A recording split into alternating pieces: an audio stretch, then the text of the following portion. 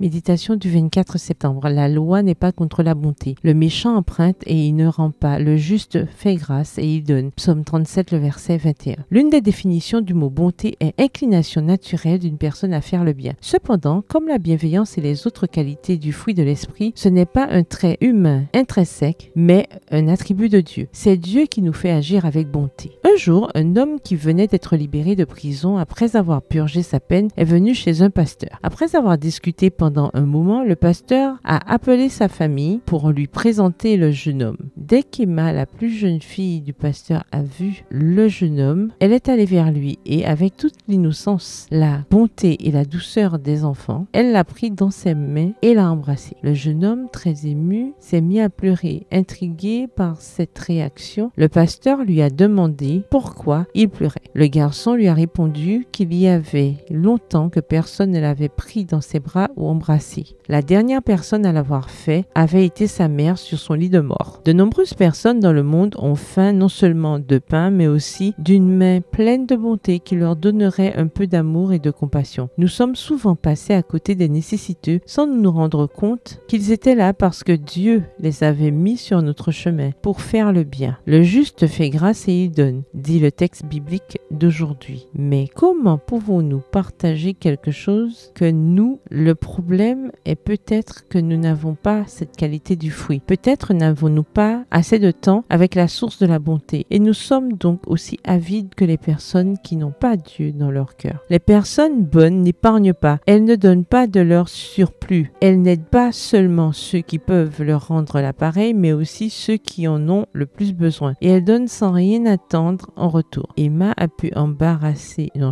Emma a pu embrasser un ex-détenu parce que dans son innocence, l'acte est simplement né d'un cœur pur et plein de bonté. L'humanité ne méritait pas la bonté du ciel et son plus grand trésor, et pourtant le ciel le lui a donné. Utilisons la bonté et l'ennemi n'aura rien à nous reprocher. PS, heureuse de faire preuve de bonté. Bonne journée, que l'Éternel vous bénisse.